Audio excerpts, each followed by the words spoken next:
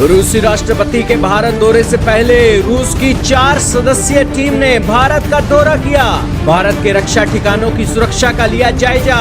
दिसंबर में आ रहे हैं राष्ट्रपति व्लादिमीर पुतिन। जी हां दोस्तों, भारत और रूस के बीच रक्षा सहयोग हमेशा मजबूत रहे हैं। सोवियत संघ से चली आ रही यह दोस्ती आज भी नव यौवन की तरह एक दिखाई दे रही है। हाल ही में रूस की थल सेना के 4 सदस्यों का एक छोटा सा दल भारत आया। यह दौरा 26 से 28 नवंबर तक चला। इस दौरान उन्होंने भारतीय सेना के कई यूनिट्स का दौरा किया। इनका मुख्य मकसद था कि रक्षा बुनियादी ढांचे की एकीकृत सुरक्षा और सुरक्षा के क्षेत्र में विशेषज्ञों का आदान प्रदान करना। सरल शब्दों में कहें तो दोनों देशों की सेनाओं ने बातचीत की और कहा कि कैसे हम अपने सैन्य ठिकानों को ज्यादा सुरक्षित और आधुनिक बनाया जा सकते हैं। पुतिन के भारत दौरे से पहले यह टीम तैयारियों को देखने आई थी और जिसके अंदर आप देख पा रहे हैं कि रूसी सैनिक कितने गंभीर एक चेहरे के तौर पर यहां पर दिखाई दे रहे हैं और भारतीय सैनिकों के साथ साथ रूसी सैनिकों के साथ बातचीत कर रही हैं। और भारत की जो टीम है अपनी सैटेलाइट इमेजेस के साथ साथ अपने भूभाग पर जिस तरीके से नजर रखी हुई है उन तस्वीरों को भी उनके सामने रख रही है। जाहिर सी बात है कि यह 4 सदस्यीय रूसी टीम भारत का दौरा इसलिए कर रही है ताकि रूस के राष्ट्रपति व्लादिमीर पुतिन की सेफ्टी के लिए कोई खतरा ना हो। रूस के राष्ट्रपति व्लादिमीर पुतिन इन दिनों वेस्टर्न कंट्रीज के खिलाफ एक जंग छेड़े हुए हैं। यूक्रेन के खिलाफ जंग छिड़ी हुई है, जिस कारण से कोई बाहरी खतरा भारत के अंदर ना मौजूद हो, इसलिए रूसी डेलीगेशन यहां पर 4 सदस्यीय टीम के तौर पर भारत आया है और इसने भारतीय सेना के विभिन्न फॉर्मेशन यूनिट से मुलाकात की। उन्होंने नई तकनीकों, सुरक्षा उपायों और नवचारों पर चर्चा की और जिसके बाद उन्हें सहमति मिली और उसके बाद वो अपन रूस लौट चुके हैं।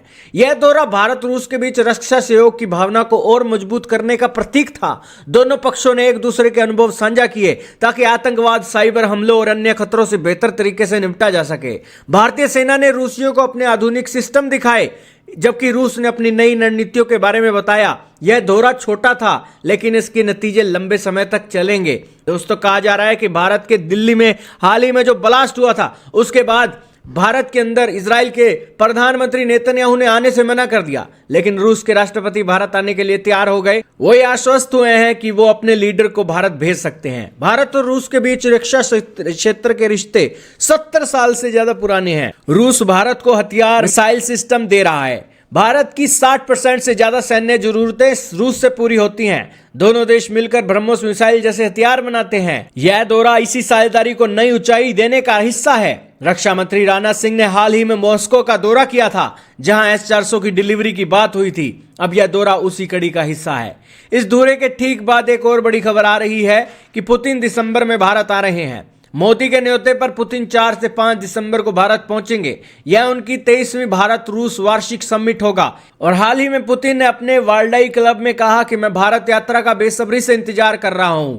मोदी मेरे अच्छे दोस्त हैं। भारत हमेशा रूस का भरोसेमंद साथी रहा है। दोनों देशों का व्यापार 2030 तक $100 बिलियन तक पहुंचने का लक्ष्य है। रूस भारत को सस्ता तेल दे रहा है जबकि भारत रूस को तकनीक और दवाइयां दे रहा है।